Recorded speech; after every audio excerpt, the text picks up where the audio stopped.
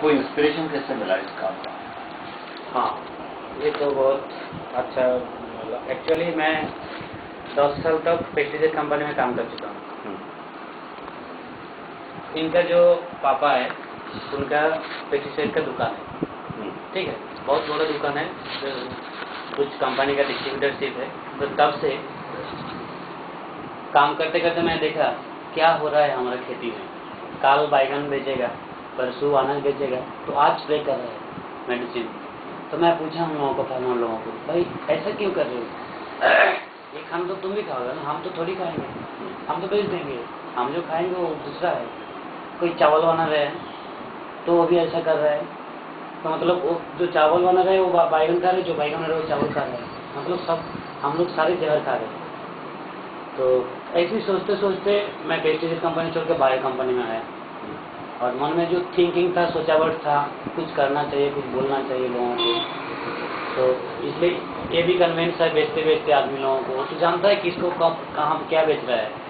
मैं खुद बेचता हूँ, लेकिन मुझे पता है कि ये कम नहीं करेगा, इसको प्रॉफिटेबिलिटी नहीं आएगा। मेरे दुकान में आता है, मैं ना भी बोलता हूँ कि ये, लेकिन क्या करूँ, मैं नहीं बेचूंगा तो कोई और बेचेगा।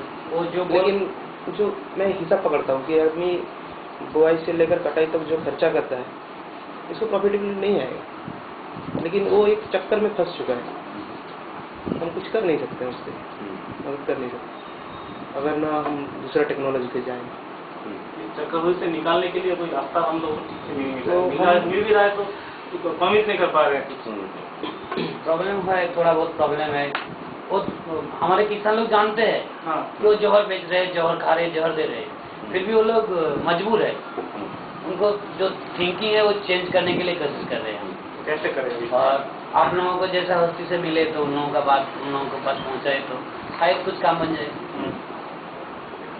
एक्चुअली क्या है, हमने सत्यमय ज्योति सीरीज देखी होगी आमिर खान की।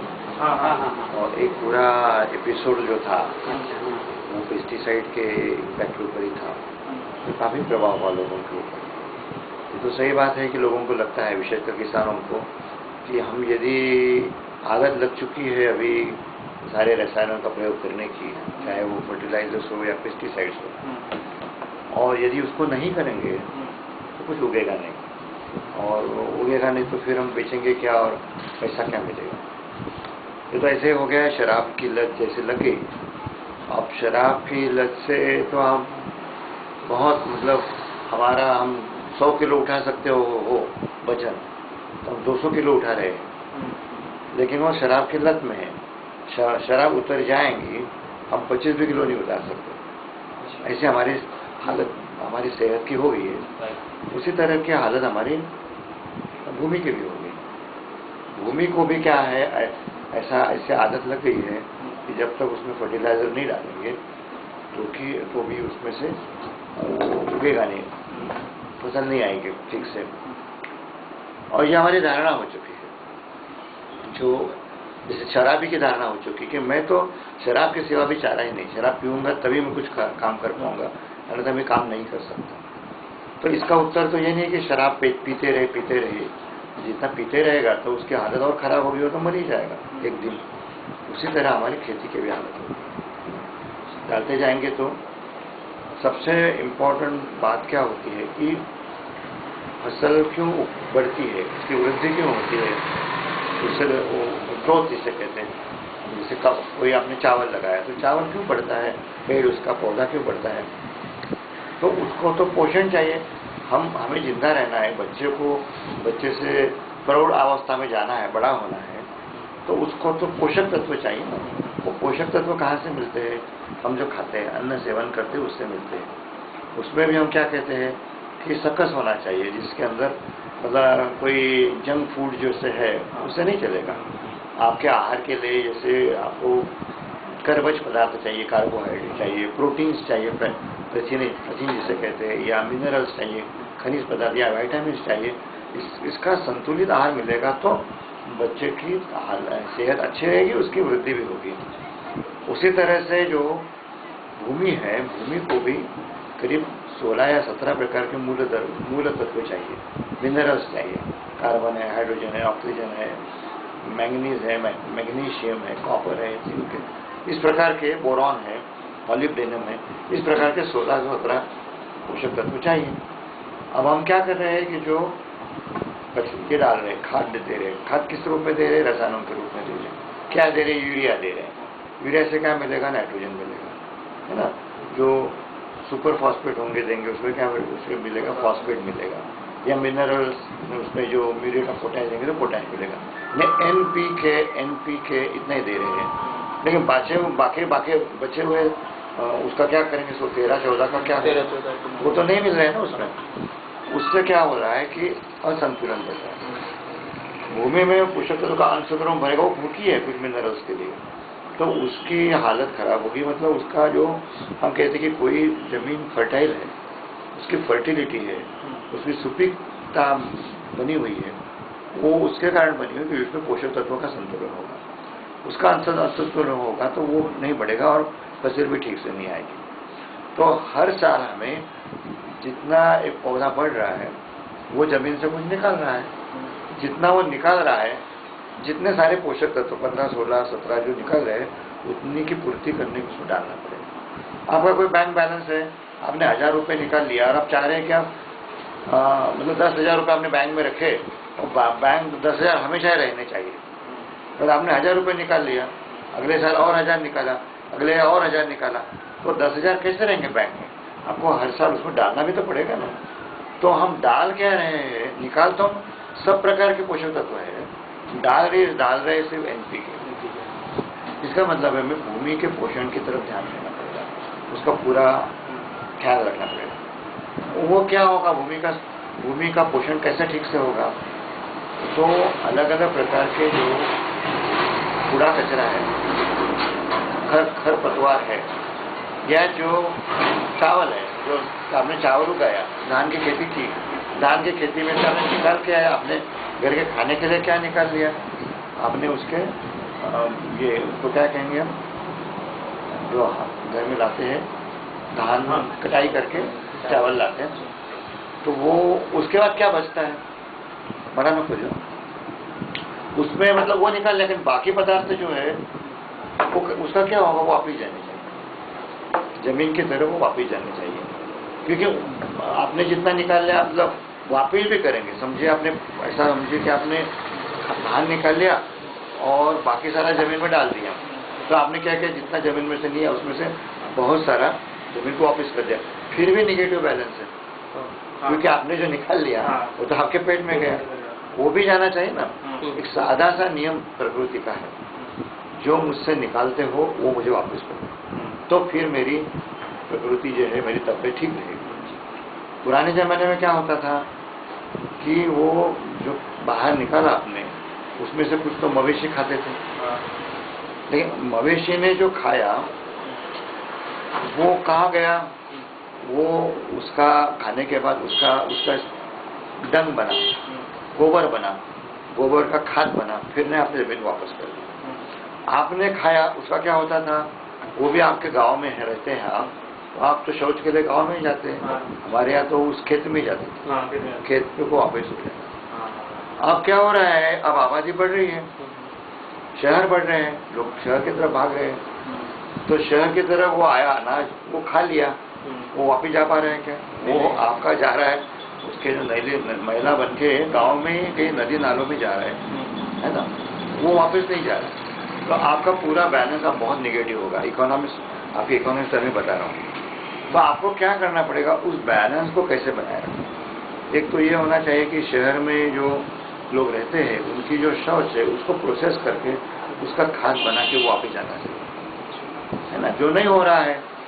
और विदेशों में मैंने अभी लिखा, विदेशों में इसके ऊपर भी काफ़ी काम हुआ है। उसमें खाद से जो मानवीय महिला है उसका भी ये बना के, बायोगैस बना के और गैस बेच के जो स्लरी है उसको ड्राई करके वो भी वापस खेतों में आ रहा है।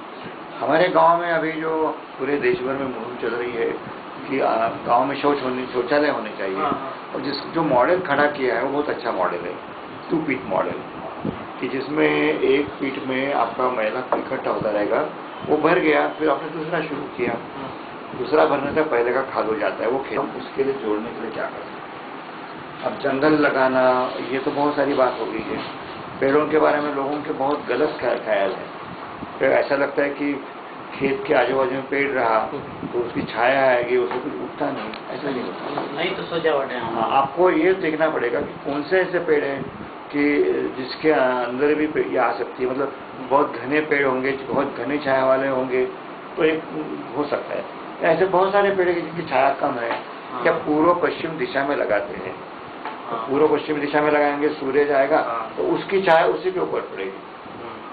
हाँ, अपन दक्षिणोत्तर लगा रहे पेड़ तो सूरज आ रहा है पूर्व से, तो उसकी छाया उधर इधर पड़ेगी खेत में, ऐसा उल्टा जाएगा तो खेत में पड़ेगी। अब किस दिशा में पेड़ लगा रहे हैं ये सोचना चाहिए।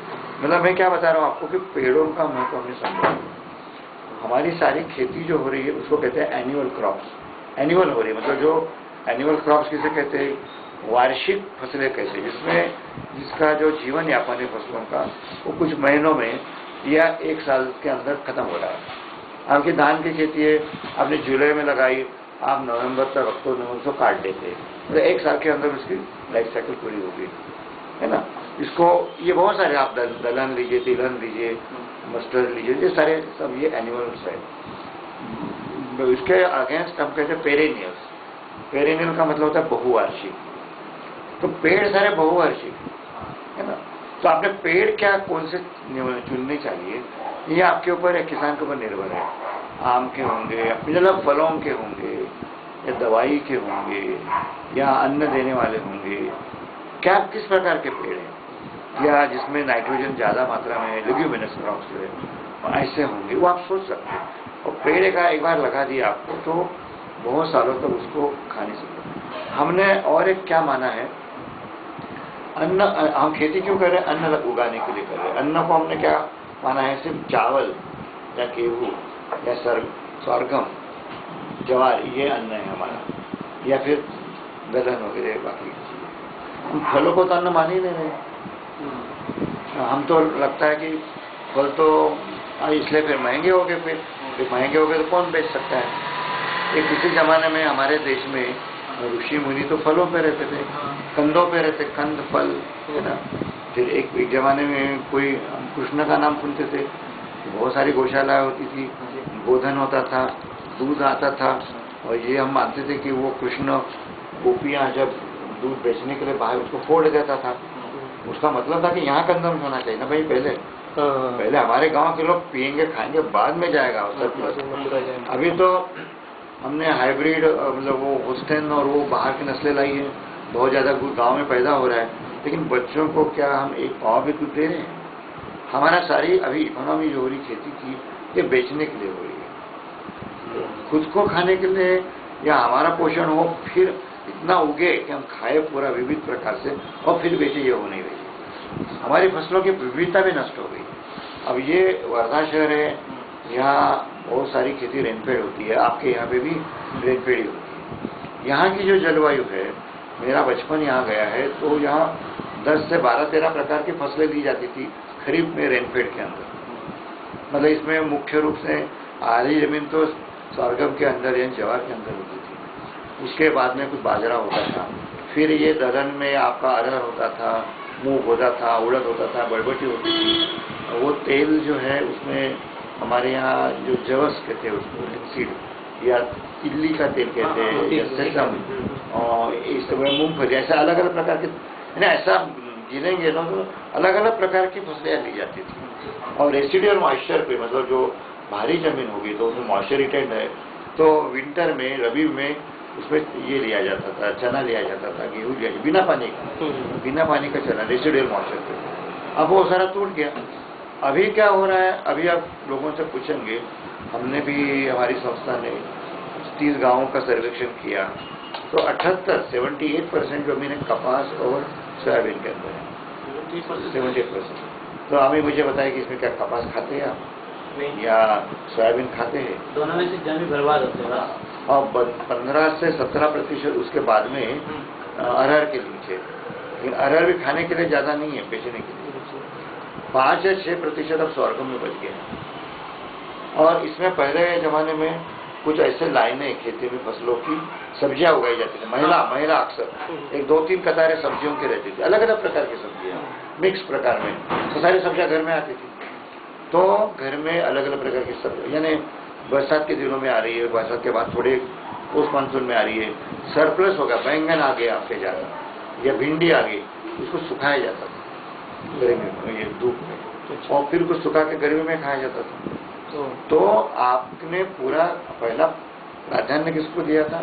हमारे घर में सब प्रकार का अन्न आ जाए और हमारा पोषण ठीक से। अब क्या हो रहा है, अब तो अन्न के लिए खेती कर ही नहीं रहे, सोयाबीन और कपास लगा रहे हो बेचने के लिए, मार्केट के लिए लगा रहे। हमारी खेती अब मार्केट ओरिएंटेड हो रही है, हमारे खुद के लिए नहीं हो रही है। इसका एक परिणाम मैंने क्या देखा, मैं खुद जब गाँव में जाता हूँ, ऐसे हट्टे कट्टे महिला पुरुष गाँव में दिखते थे, वो नहीं दिखते। और इसमें ऐसे चिल्लर दिखेंगे आपको बिल्कुल पतले वाले, क्योंकि उनको पोषण हो ही नहीं रहा। और पोषण इसलिए नहीं हो रहा है, इसलिए क्या हो रहा है कि वहाँ उनको बीमारियाँ आ रही है। आधे से ज़्यादा महिला गांव में और बच्चे, खासकर युवतियाँ, ये सारे एनीमिया हो गए, बिल्कुल एनीमिया। तो ये कारण, ये हमने भूले गए ना, हमने मार्केट की तरफ खेती को ले लिया। और इसके अच्छा, मार्केट की तरफ खेती को क्यों लगे? लेकिन हमें ग्रीन रेवोल्यूशन में बताया गया है कि आप ये उन्नत जाति के बीज लाएंगे तो आपका उत्पादन बहुत बढ़ेगा, है ना। मिड 60s में 1960-65 के दरमियान ये लाया, और ठीक है, आपने उन्नत जाति के बीज लाए, चावल के लाए, गेहूं के लाए और लगाए, लेकिन वो अपने आप तो नहीं आता, उसको उसकी स्पेशल ट्रीटमेंट देनी पड़ती है। वो स्पेशल ट्रीटमेंट मतलब उसको फर्टिलाइजर चाहिए। अब जब फर्टिलाइजर दे रहे आप और एनपीके दे रहे, और नत्र की मात्रा बहुत ज़्यादा हो जाएगी ज़मीन के अंदर, और यह ज़मीन के ऊपर ये क्या होता है कि आपका जो गोबर का खाद होता है या कचरे का खाद होता है, कंपोस्ट, ये जब आप ज़मीन में देते हैं तो इनमें जो पोषक तत्व है, इनमें सभी 16-17 प्रकार के पोषक तत्व हैं, क्योंकि तुलना में केमिकल फर्टिलाइजर के, क्योंकि ये कचरे से बना है, गोबर से बना हुआ है। कचरा गोबर कहाँ से बना? जमीन से उठा जाए ना, जब पौधा था, इस तरह से जमीन का ही जमीन पे जा रहा है ना। इसलिए आप उसको, ये बैलेंस सिस्टम ज़्यादा है एनपीके देने से तुलना में। लेकिन एक और फर्क ये है कि जब आप कचरे का या गोबर का खाद जमीन में देते हैं तो उसके पोषक तत्व रोज थोड़े थोड़े रिलीज होते हैं। ऐसा नहीं कि वो बिल्कुल तैयार है, मतलब आज थोड़ा वो ऑर्गेनिक फार्म है, तो ऑर्गेनिक से इनऑर्गेनिक की तरफ उसको बदलना पड़ता है, और जो पौधा है वो इनऑर्गेनिक फॉर्म ही ले सकता है, ऑर्गेनिक फॉर्म ही नहीं ले सकता। तो वो आज थोड़ा इनऑर्गेनिक हो गया, कल थोड़ा इनऑर्गेनिक हो, परसों थोड़ा इनऑर्गेनिक हो गया। जितना उपलब्ध हो गया उतना ही पेड़ उठा सकता है। लेकिन आप जो एनपीके देते हैं, केमिकल फर्टिलाइजर, नाइट्रोजन तो बिल्कुल तैयार ही है, आपको पौधों को कहा गया है कि ले जाओ, उठाओ भाई। अब वो बहुत ज़्यादा उठ गया तो बहुत ज़्यादा उठाने वाला है, अपने जरूरत से ज़्यादा उठा लिया है, इसलिए बीमार होने वाला। हम गांव में देखते हैं कि जो रूखी सूखी खा रहा है, हाँ, रूखी सूखी रोटी खा रहा है गरीब का लड़का, वो उसको पचा भी रहा है, उसको मेहनत ज़्यादा है, वो दिखेगा ऐसे ही, लेकिन वो रेजिस्टेंट पावर ज़्यादा है। लेकिन आप शेठ जी का, अमीर का लड़का देखेंगे और वो बहुत मिठाई खा रहा है, बहुत ज़्यादा मिठाई खा रहा है, बहुत घी खा रहा है, वो दिखेगा ऐसा, उसमें ताकत कुछ भी नहीं, वो ज़्यादा बीमार होगा। अमीर का खर्चा बीमारी का ज़्यादा होगा, डॉक्टर का बिल, क्योंकि उसके शरीर में असंतुलन हो गया, ज़्यादा उठा लिया। एग्जैक्टली वो हो रहा है। तो उन्नत बीज लाने के बाद में, उन्नत बीज आपके पुरानी खेती के अंदर उतना उत्पादन नहीं ले सकते, उसका अलग जरूरत है, उसको अलग नखरे है उसके, इसलिए उसको आपको एनपीके देना पड़ रहा है एक्स्ट्रा केमिकल के फॉर्म में। अब वो देने के बाद में वो इजीली अवेलेबल है, इजीली पौधे ने ज़्यादा उठा लिया, इसलिए वो बीमार ज़्यादा हो रहा है, उसके ऊपर कीटक आ रहे हैं, फिर उसको मारने के लिए दवा है। ये टेक्नोलॉजी अकेले नहीं आई है, ये पैकेज है 3 टेक्नोलॉजी, उन्नत बीज, केमिकल फर्टिलाइजर और पेस्टिसाइड, ये तीनों आना ही आना है। और ये आने के कारण फायदा किसका हुआ? मार्केट का, क्योंकि अभी किसानों को बीज बाहर से लेना पड़ रहा है, फर्टिलाइजर बाहर से लेना पड़ा है, पेस्टिसाइड बाहर से लेना पड़ा है। कौन बनाने वाले? ये इंडस्ट्रीज बनाने, कारपोरेट सेक्टर बना रहे हैं। तो खेती आज की हमारी कारपोरेट सेक्टर के लिए चल रही है, खेती उसके किसान के लिए नहीं चल रही, ये पहले समझना जरूरी है। और दूसरा ये है कि पूरे दुनिया में बीज चाहिए, फर्टिलाइजर चाहिए, दवाई चाहिए, उसके ऊपर के जो दाम है वो किसान नहीं देगा, मार्केट देगा। लेकिन ये तो ठीक है, लेकिन खेती एकमेव ऐसा व्यवसाय है कि जिसमें उत्पादक अपने माल का दाम नहीं तय कर सकते। आप जो यहाँ ठेले पे पान खाने जाएंगे, चाय पीने जाएंगे, सिगरेट लेने जाएंगे, तो वो आप ग्राहक हैं। उत्पादक कौन है? उत्पादक मतलब बेचने वाला कौन है? वो एंटरप्रेन्योर है। एंटरप्रेन्योर तय करता है कि मेरे माल का भाव क्या होगा। सिगरेट 1 रुपए की होगी, 2 रुपए की होगी, पान इतना होगा, उतना होगा, वो तय करेगा। लेकिन यहाँ किसान खुद उत्पादन होने के बावजूद वो अपने भाव का माल नहीं तय करता, वो मार्केट तय करता। इसलिए वो दोनों तरफ से चपेट में मार्केट द्वारा इसका शोषण हो रहा है, इनपुट लेने में भी और बेचने में भी, इसलिए मार खा रहा है। अच्छा, दूसरी बात ये हो गई है कि और इसलिए खेती का लागत बहुत बढ़ गई है। दूसरी बात ये हो रही है कि पुराने जमाने में जो खेती होती थी उसमें सारे इनपुट कचरे से खाद करना है या गोबर से खाद करना है, कहाँ से आता था? गांव से ही आता था। उसके खेत से आता था, कुछ उसके खुद के मवेशी से आता था, या खेत के आजू बाजू में गांव से ही आता था। लोकल रिसोर्सेज थे वो संसाधन। अभी कहाँ से आ रहा है? बाहर से आता है। तो ये लोकल संसाधन किसी को पैसा नहीं खर्चा करना पड़ता, वही खुद ही मेहनत से इकट्ठा करता था, मेहनत से बनाता था। अच्छा, फिर उसका जो NPK सिर्फ नहीं, अलग अलग पोषक तो जमीन के जाने के कारण उसकी जमीन की जो उपजाऊपन है वो बने रहती, ताकत उसकी बन रही थी, इसलिए उसकी फसलें को बीमारी कम आती थी। वो मिक्स क्रॉप लेता था। आज तो ऐसा है कि धान ही धान, कपास ही कपास, स्वारगामी मोनोक्रॉपिंग। जितना मोनोक्रॉपिंग होगा उतना बीमारी आएगी। क्योंकि मिक्स क्रॉपिंग में क्या होता है कि क्योंकि मोनोक्रॉपिंग में क्या होता है कि जो वेक्टर है, जो कीट है, उसको आसानी से फैल सकता है वो। लेकिन यदि अलग अलग प्रकार की फसलें यदि आपके खेत में होगी तो एक समझो आपके धान के ऊपर कीट आई है, धान में कुछ दूसरा लगा दिया, उसको रोका गया, फिर उसको रोका गया दूसरे फसल ने, तीसरे फसल ने रोका दिया। मिक्स क्रॉपिंग में ये प्रॉब्लम की जो है रोग कम आते थे ये, तो उसके ऊपर ज़्यादा उसको जरूरत नहीं पड़ती थी, कीटक छीटने की जरूरत नहीं पड़ती थी। तो उसको बहुत ही आ गया तम्बाकू, नीम, उसका तो उपयोग पहले करता था, इसलिए ही उसको वो सारे लोकल सिस्टम से था, उसको कोई बाहर से खरीदना नहीं पड़ता था। मतलब बीज उसके थे खुद के, वो आदान प्रदान भी करता। 3 साल होने के बाद वो बीज को चेंज करना पड़ता है।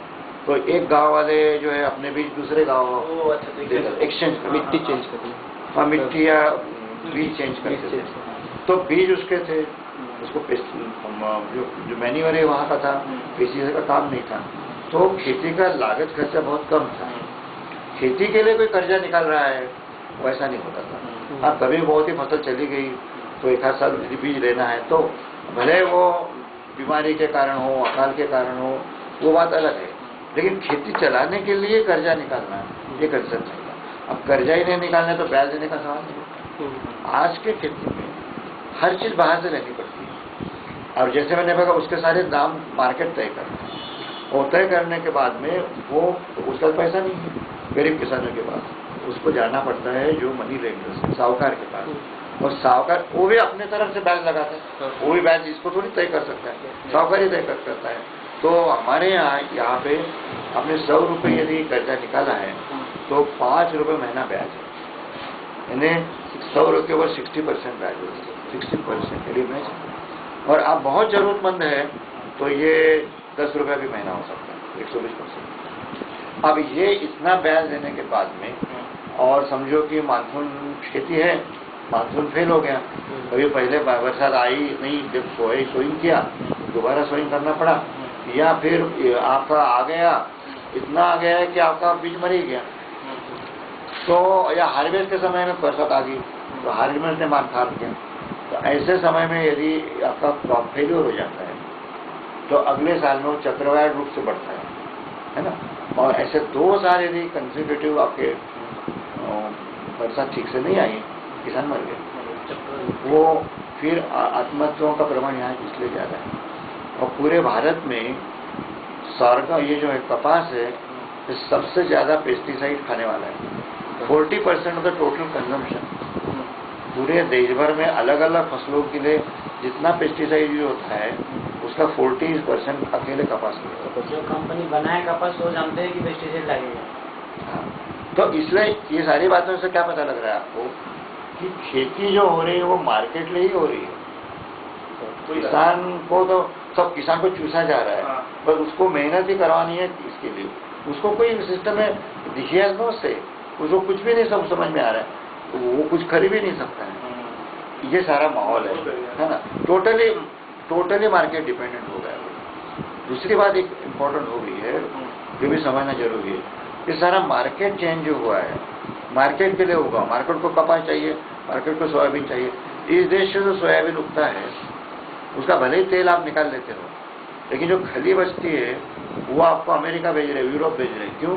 वहाँ के जो मवेशी है, वहाँ के गाय भैंसे जो गाय होंगी उसको खिलाने के लिए जा रहे, एनिमल फीड के रूप में जा रहे। ये खेती आप उनके लिए भी कर रहे हैं, है ना। तो उससे क्या हो रहा है कि टोटल डिपेंडेंसी जो मार्केट के ऊपर आ रही है, तो उससे एक तो लागत कॉस्ट कम होगी, बढ़ गई है। दूसरा जमीन की जो फर्टिलिटी है, उपजाऊपन, वो कम हो गया क्योंकि सिर्फ एनपीके जा रहा है। फिर दूसरा मवेशी लेगा, आपके यहाँ तो कम से कम धान मिल रहा है। हमारे यहाँ पाउडर जो है वो जवार से आता था। जवार के ग्रेन निकालने के बाद जो स्टॉक्स रहते थे वो मवेशी को गाय बैलों के लिए जा रहे थे। अब जो गाय है या गाय या वैसे या बैल है वो खाने को ही नहीं, उनकी आदत बिल्कुल खस्ता है। मतलब जमीन का कुपोषण, आदमी का कुपोषण और आपके मवेशी का भी कुपोषण। ये हालत हमें उन्नत बीज के नाम पे और हमारा देश का उत्पादन बढ़ने के नाम से मिली। उत्पादन बढ़ाने का उत्पादन बढ़ा है। जब हमने शुरुआत की थी ये देश में ये ग्रीन रेवोल्यूशन आने के पहले 50 से 52 करोड़ मीट्रिक टन इतना अनाज उगता था। आज 252 या 250 के करीब गया है, 225 के करीब। तो चौगुना से ज़्यादा बढ़ गया है, इसमें कोई सवाल नहीं है। लेकिन इसके जो अलग अलग परिणाम हुए हैं, विशेषकर आर्थिक परिणाम किसानों के ऊपर हुआ है, सामाजिक परिणाम हुआ है, वो आत्महत्या कर रहा है, उसका कॉन्फिडेंस गया है, उसके हेल्थ के ऊपर असर हुआ है, उसके पर्यावरण के ऊपर, उसका इकोलॉजिकल इम्पैक्ट हुआ है। इकोलॉजी इम्पैक्ट का मतलब होता है कि आपकी ज़मीन का ये जो इरोजन हो रहा है, क्योंकि आप उसको पहले बड़े बड़े पेड़ हुआ करते तो काट दिया आपने, कहाँ पेड़ रोकता था, मिट्टी को रोकता था, वो सारा बह रहा है। अगर पॉइजन सिस्टम में जा रहा है पूरा पेस्टिसाइड के रूप में, आपके केमिकल फर्टिलाइजर यदि ज़्यादा जमीन में जाते हैं, वो पानी के स्रोत जो होते हैं, आप जो केमिकल फर्टिलाइजर दे रहे हैं, समझो आपने यूरिया मारा, बरसात का पानी आ गया, पेड़ ने पहले जितना उठाया वो कुछ उठा दिया, कुछ अमोनिया में विघटित हो जाता है, अमोनिया के वायु रूप में चला जाता है। फिर कुछ दूसरे जो नाइट्रेट्स पानी में घुल के वो जमीन के स्रोत से अंडरग्राउंड वाटर जो है उसे नदी नाले में आ जाएगा। आपने देखा होगा कई जगह पे अलगल बूम कहते हैं उसमें, जो काई बढ़ने लगती। ये कारण इसमें पोषक तत्व उधर चले गए। मतलब एक्चुअली आप जितना यूरिया देते हैं ना, कहते हैं सिर्फ 40% उड़ जाता है, मतलब लॉस हो जाता है। 50-60% ही आपको मतलब आपका तो 40% पैसा वैसे ही गया, बर्बाद हो गया। वो अलगल बूम आएगा, वहाँ पे पानी पी नहीं सकते, स्किन डिसीजेस होने लगते हैं। तो इस तरह से, या नाइट्रोजन की मात्रा बहुत ज़्यादा बढ़ गई पानी में, कुएं में आ गया पानी, तो उसमें भी आपको डिसीजेस होना शुरू हो जाता है। तो इस तरह से पर्यावरण का भी नाश हो रहा है। अब सारा ये तो स्थिति है, इससे निकलना कैसे, जो आपका सवाल है ना, शराबी को कैसे निकालेंगे, इसका उत्तर उसमें है। शराबी को तभी निकाल सकते हैं उसके आदत से जब उसी को लगेगा कि मैं गलत कर रहा हूँ, वो चाहेगा कि मुझे इससे निकलना है। जब तक उस शराबी को खुद नहीं लगता मैं उससे बाहर निकलूँ, तो आप कुछ भी कर लो, कुछ नहीं होगा। तो इसलिए खेती जो किसान है उसको तब उसी वक्त तक कन्विंस करना पड़ेगा कि देखो भाई ये तो चलने वाला ही नहीं, ये सिस्टम तो खत्म ही होने वाला है और आप इसी अवस्था में मरने वाले हैं। इस चक्र में, दुष्ट चक्र में ही आपको इससे निकलना होगा। तो आपको शराब छोड़नी पड़ेगी। जब तक आप शराब नहीं छोड़ोगे ये नहीं बनने वाला। दूसरा मुद्दा ये होता है कि आपने कितना भी गुणगान गाया किसानों के पीछे कि भी देखो हमने केमिकल नहीं यूज़ किया, पेस्टिसाइड नहीं यूज़ किया, तो ज़मीन का ये होने वाला और हमारी सेहत अच्छी होने, आपकी सेहत अच्छी होने वाली है, वो कुछ नहीं देखता। वो आज का किसान जो आर्थिक गणित भी चलता है, क्योंकि क्या हो गया कि पहले किसानी में वुमेन रहते थे डिसीजन मेकिंग में, हाँ। महिला दुनिया में नहीं और दुनिया में भी, और भारत में ज़्यादा, मतलब जो डेवलपिंग कंट्रीज है, गरीब देश है भारत जैसे, यूरोप अमेरिका की बात नहीं कर रहा हूँ, इनमें क्या होता था कि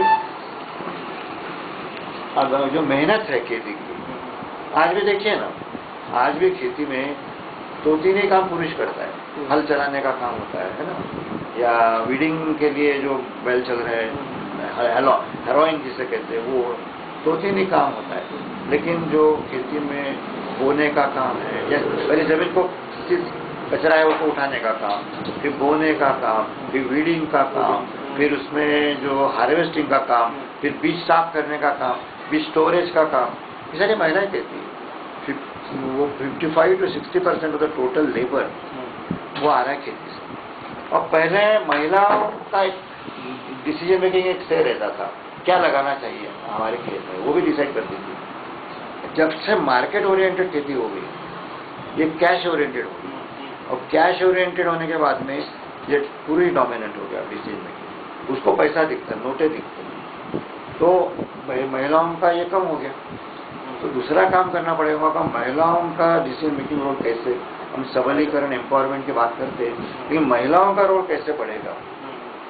मतलब मैं ये कहना चाहता हूँ कि ये ऐसा कहना, हम यदि कहेंगे कि आपके पास 10 एकड़ खेती है और आप केमिकल से हटा दो, तो कोई नहीं मानने वाला। शुरुआत कैसे करनी पड़ेगी, जैसे हमने की थी, हमने जो किसानों में काम किया, भाई देखो आपका 3, 4, 5, 6, 7 एकड़ जमीन है, 1 एकड़ भूमि ये प्रयोग के लिए रखो। तो पहले प्रयोग के पहले उसको क्या समझाना पड़ेगा, पहले उसको इकोनॉमिक समझाना पड़ेगा कि भाई देखो भाई, आप केमिकल डाल रहे, फलाना कर रहे, कितना खर्चा आ रहा है, कितना उत्पादन आ रहा है, 10 बोरे आपको धान मिल रहा है, ठीक है। आपने, आपके बूढ़े बाप ज़्यादा थे, पुराने लोग थे, कोई बूढ़े ही अनुभव बता सकते।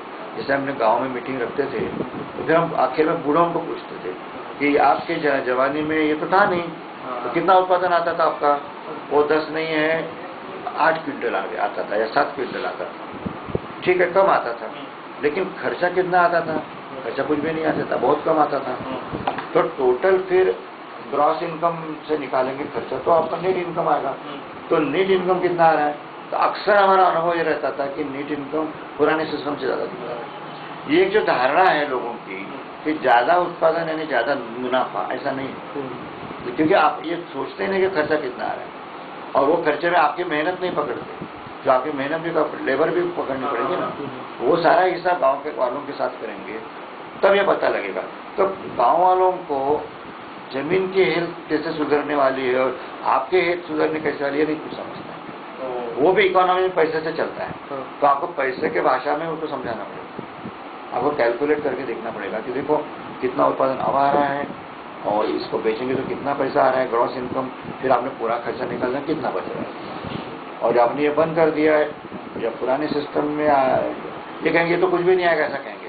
तो पुराने लोग कहते हैं कि इतना आता था, उतना यदि आता है तो आपको कितना, वो कम आएगा, ठीक है कम आएगा, लेकिन वो उसको बेचेंगे तो कितना पैसा, लेकिन खर्चा आपका बहुत कम हो गया, तो मुनाफा कितना आ गया। नेट इनकम की कंसेप्ट लोगों को जब तक नहीं समझाते, मतलब आज जो कंपटीशन किसानों में है, तो आपको 10 बोरी का समझो धान आ गए, उनको लगता है पड़ोसी को मेरा 11 बोरी आना चाहिए, तो इसलिए ज़्यादा यूरिया डालो, ज़्यादा खर्चा करो, फिर इनका 11 आया तो आपको लगता है 12 आना चाहिए, आप और खर्चा करते।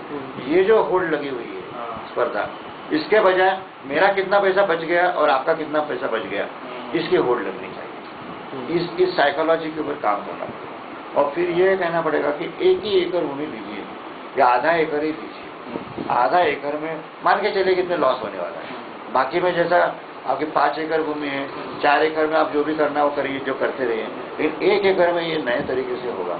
और फिर 1 साल देखेंगे, 2 साल देखेंगे, 3 साल देखेंगे, कम से कम 3 साल तक इसको चलाना है। फिर आप इसका हिसाब रखाइए।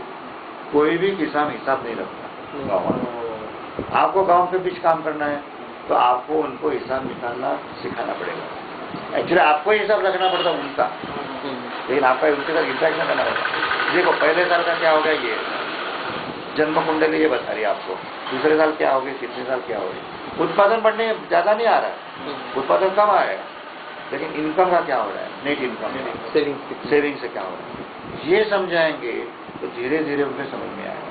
और इसमें मोनोक्रॉप की जगह आप यदि क्रॉपिंग पैटर्न चेंज करते हैं तो वो, और महिलाओं को इन्वॉल्व करते तो ज़्यादा अच्छा होगा। वो पक्के होती है, एक बार निश्चय लिया तो पक्के चलती है। फिर ये तो हो गया किस तरह से अप्रोच होना चाहिए, क्या हो सकता है, लेकिन फिर टेक्नोलॉजी क्या है, जो अब खाद बनाने की टेक्नोलॉजी है, सीड को ट्रीटमेंट करने की टेक्नोलॉजी है, जो आज ये यूनिवर्सिटी भी कहते हैं ये फलाना मार्केट में खरीदो, ये लगाओ, बायो फर्टिलाइजर लगाओ, फलाना लगाओ। हमारा सारा कहना है कि गांव के रिसोर्स ही तो सीड ट्रीटमेंट कैसे करेंगे, आपको फसल बढ़ने के लिए लिक्विड मैन्योर्स का कैसे उपयोग करेंगे, अलग अलग प्रकार के ये कीड़ों का रोकथाम के लिए क्या करेंगे, पंछियों का कैसा उपयोग करेंगे, ये सारे उसमें आएंगे। पैटर्न, क्रॉपिंग पैटर्न क्या होगा, इस तरह से आएगा। तो ये सारा एक सिस्टम है। और दूसरा मैं आपको सुझाऊंगा कि आप ये ढूंढिए, बंगाल में भी अलग अलग जगह काम हो रहा है, तो ऑर्गेनिक फार्मिंग होगा, कहीं ना कहीं तो काम होता ही होगा, उनके अनुभवों को समझिए। और ये पार्थिव वस्तु की संख्या कौन से थे उनका नाम, मैं भूल रहा हूँ उनका नाम, कैलकाटा में एक संस्था है जो भी ड्राई लैंड फार्मिंग में भी काम करती है और इसमें भी काम करती है, जहाँ इरिगेशन ज़्यादा है, इरिगेटेड लैंड पे, तो उनमें भी सिस्टम को खड़ा करने की कोशिश की है। और खेती, क्योंकि धान की खेती में ज़्यादा क्रॉप वेरिएशन ज़्यादा नहीं है, लेकिन आपको उसके साथ कुछ अलग अलग सिस्टम्स की, जहाँ पानी ज़्यादा है, आप क्या है खड़गपुर के पास में तो रेनफॉल ज़्यादा होगा, 2000 मिलीमीटर से ज़्यादा होगा, उसमें छोटे छोटे और सब सिस्टम जिसे कहते हैं फार्मिंग की, जैसे आपके यहाँ मछली पालन हो रहा है पानी के अंदर ही, या मैंने मुर्गी पालन हो रहा है, या फिर गाय पालन हो रहा है, ये ज़्यादा सिस्टम जितने जोड़ेंगे ना, वो सारा उसका वेस्ट उधर जाएगा। मतलब खेती का जो वेस्ट है, डंग है या उसका धान है, धान का जो बचा हुआ है वो जा रहा है खाने में मवेशियों के, उसका खाद खेती में आ रहा है, आपके डंग निकल रहा है, गोबर निकल रहा है, वो उसका उपयोग आपने केचुए बढ़ाने के लिए किया, केचुए का उपयोग आपने मछली, ये मुर्गी पालन के लिए किया, मछली पालन के लिए, ऐसा सब सिस्टम जितने ज़्यादा आएगी उसका टोटल प्रोडक्टिविटी बढ़ती है। मधुमक्खी पालन आपने इसमें लाया है, या पेड़ अलग अलग फलों के उसकी जिसको डिमांड, ये है डिमांड है, पहले खा के कितना खाएंगे, घर में कितना खाएंगे ना, बाद में सरप्लस को बेचना है। मतलब तरीका ये कि पहले खाओ, फिर तो मुर्गी पाल रहे हैं तो अंडे खाओ, कुछ ना कुछ बाहर बेचना है। मतलब तो इस तरह से सिस्टम को खड़ा करेंगे तो हमें आम आदमी की सेहत, इसका भी ध्यान रखना पड़ेगा, उसकी ताकत कैसे बढ़ेगी, शारीरिक ताकत भी बढ़नी है, मानसिक ताकत भी बढ़नी है, सोच भी, कॉन्फिडेंस लाना है, और फिर सरप्लस बेचा जाएगा। इस तरह के करेंगे तो हो सकता है, इसमें प्रॉब्लम नहीं है। मतलब आपके सिस्टम में ये ढूंढना पड़ेगा कि आपके, हमारे यहाँ वर्धा में जो क्रॉपिंग सिस्टम खड़ा है वो आपके लिए कोई काम करेगा, क्योंकि आपके यहाँ की मिट्टी, पानी, बरसात कितनी देरी आ रही है, इसमें फर्क है। जलवायु, तो आपके जलवायु में जैसे ओडिशा का आपके साथ जुड़ा हुआ है, या कुछ बंगाल का इस अलग जगह से जुड़ा हुआ है, उसको समझ के आप यदि करते हैं तो ये हो सकता है, अच्छा हो सकता है। मुझे याद रखना पड़ेगा कौन से संस्थाओं पर काम करते हैं, लेकिन ये मैं भूल रहा हूँ उनका नाम, जो हमारे मित्र पार्थिव बसु थे कोलकाता में, एक संस्था से जुड़े थे, ऑल इंडिया प्रोजेक्ट चल रहा था। मिल जाएगा, हाँ तो मिलेगा, हाँ मिल जाएगा, मैं अभी यहाँ पे मिल जाएगा। तो वहाँ जाके देखना, फिर उन्होंने क्या किया, उस सिस्टम को समझना, वो भी ऑर्गेनिक सिस्टम पे काम कर रहे हैं, तो और कैसा अप्रोच लिया उन्होंने, कैसे समझा लोगों को, तो इतना तो कम नहीं हो रहा है, कैसे भी हम 2 साल से काम कर रहे हैं, इतना खास नहीं, इमीडिएटली आपके आसपास नहीं होगा, दूसरे कहीं जिले में हुआ। दूसरा ये है कि एक है organic farming association of India, organic farmers association of India, उसके कुछ मेंबर्स यानी किसानों का ये है संगठन, ऑल इंडिया बेसिस पे, भारत के अलग अलग प्रदेशों के प्रांतों के उसमें मेंबर्स है, उसमें आपके एरिया में मिल सकेंगे या बंगाल में कहीं ना कहीं तो होंगे, उनको भी आप कांटेक्ट कर सकते हैं। DRCSC, हाँ DRCSC, हाँ DRCSC नाम की संस्था ये है कैलकाटा में, और उनका 2-3 जगह चल रहा था काम पूरे बंगाल में। जो एक ऑल इंडिया प्रोजेक्ट हमने लिया था बायोफार्म, उसमें ड्राई लैंड में भी था और वेटलैंड में भी था लिया। लेकिन ज़्यादा रेनफॉल जब होता है और पानी मतलब वेटलैंड्स भी होते हैं, तो सब सिस्टम में ज़्यादा सुअर पालन या मछली पालन या मुर्गी पालन ऐसे सारे सब सिस्टम जोड़ते हैं। क्योंकि मैंने नॉर्थ ईस्ट में भी देखा है, जैसे मैं त्रिपुरा, अरुणाचल प्रदेश वगैरह, जो अरुणाचल प्रदेश में दूसरे मणिपुर वगैरह गया था, छोटे छोटे सब सिस्टम को जोड़ के फिर उससे भी आपको पोषण के लिए भी और बेचने के लिए भी, इनकम जनरेशन के लिए भी, मतलब खेती पैडी पे नहीं, अलग अलग जगह उसको जोड़ के इंटीग्रेटेड सिस्टम करने पड़ेगी। लेकिन केमिकल का उपयोग कहीं नहीं, वही आपको उसे भी देगा। जी, आपने कहा ना कि 10 एकड़ में से अगर 1 एकड़ में करे, हाँ, तो उससे कोई प्रॉब्लम तो नहीं होगा? मतलब उससे 10 एकड़ में तो 9 एकड़ नहीं होता, तो नहीं होता। हमने उसी तरह से तुलना की। अच्छा। और हमने ये दिखाया कि देखो 9 एकड़ में से आपका जो निकल रहा है, 9 एकड़ का फिर पर एकड़ बेसिस पे हमने सारा कैलकुलेट किया, 90 रुपये पूरा निकाला, खर्चा कितना लग रहा है, इनकम कितना आ रहा है, और उसको हमने पर एकड़ लाया। और इसका 1 एकड़ तो ये ऑर्गेनिक है, तो किसान के दोनों सिस्टम का एक तुलना उसी को दिखा। नहीं, मैं कहता था कि इसका जब पेस्ट आता नहीं, उतना नहीं, वो नहीं आता। कीड़ा यहाँ पे नहीं तो आ जाएगा 1 एकड़ में। मेरा खेत जो था, हाँ। मेरे खेत को लग के, मेरा ऑर्गेनिक खेत था और पड़ोस का खेत केमिकल वाला था। अच्छा। दोनों जगह से सोयाबीन लगा हुआ था। इस सोयाबीन को बहुत खाया, उसको नहीं खाया। हाँ। मेरा सीधा गणित कहना यह है कि माता की हेल्थ अच्छी हो, अच्छा, तो बच्चा भी सुदृढ़ होगा, वो रेजिस्टेंट होगा। इसलिए जमीन का पुराने जो हमारी खेती है, 6000 साल पहले से ज़्यादा हिस्ट्री रही है हमारी खेती की, भारत की खेती की, ये सबसे ज़्यादा कंसेप्ट जो इंडियन फार्मिंग का जो बेसिक प्रिंसिपल्स है, पहला प्रिंसिपल है हेल्थ ऑफ सॉइल। अभी बातें कर रहे हैं, अभी दुनिया भर में सारे नए साइंटिस्ट भी बात कर रहे हैं हेल्थ ऑफ सॉइल, अभी कोई नया थोड़ी है, तो पुराने थे हेल्थ ऑफ सॉइल।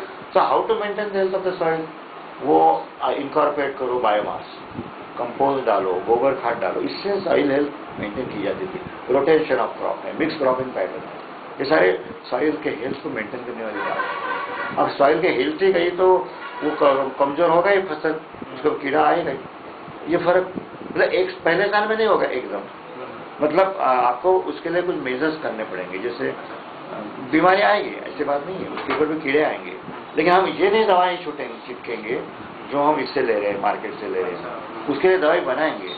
जैसे हमने कहा कि जिसको बकरी नहीं खाती ऐसे पेड़ पौधे ढूंढ लो, हमने स्तंभ रूल बनाया। क्योंकि बकरी ऐसा प्राणी है कि जो विविध प्रकार की पत्तियां खाता है पेड़ों की, बकरी भी जिसे नहीं खा रही है, इसका मतलब उसमें कुछ दोनों ये है। दूध आता है जिसको आप तोड़ने के बाद, पत्ती तोड़ने के बाद किसी को दूध निकलता है ना, उसमें भी ये दो ये, उसके दवाई बनाएगा, उसको छिटकना, गोमूत्र का उपयोग करना, मतलब उसमें भी बीमारी को रोकने के लिए कुछ करना पड़ेगा। लेकिन हमने ये देखा कि 3 साल के बाद जैसे आपके जमीन की ताकत बढ़ेगी, अपने आप नहीं बढ़ेगी, उसको उतना पर्याप्त मात्रा में आपको खाद भी डालना पड़ेगा, तो उसमें कुछ नहीं, मतलब हमने जो काम किया था 10 साल तक, उसमें हमें किसानों को उस खेत में या ऑर्गेनिक हो रहा है, 2-3 साल के बाद कोई बॉटनिकल पेस्टिसाइड भी यूज करने की जरूरत नहीं पड़ेगी, ये किया।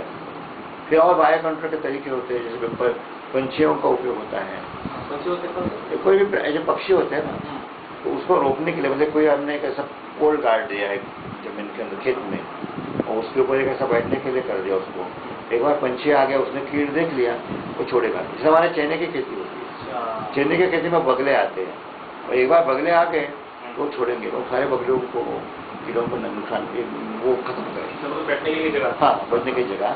और ऐसे अलग अलग तरीके, मतलब मैंने कुछ नमूने बताए।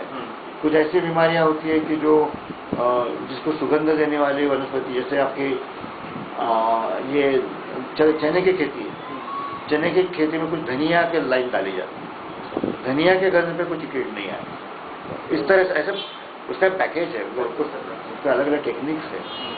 हम लोग अपनी संस्था के द्वारा ट्रेनिंग प्रोग्राम आयोजित करते थे किसानों के लिए, संस्थाओं के लिए। जैसे कोई संस्था है वो अपने किसान भेजिए 10 किसान 15 किसान, वो संस्था उसका खर्चा उठाती है, आने जाने का खर्चा और हमारा ट्रेनिंग का जो है। तो हम ऐसे पूरा 4 दिन 5 दिन का हमारा ट्रेनिंग शेड्यूल रहता है, उसमें हम सिखाते थे। तो किताब के रूप में मिल सकता है। सबसे दुर्भाग्य की बात वही है, हम वहीं रह गए कि हमने कुछ लिखा नहीं अभी तक। जब अभी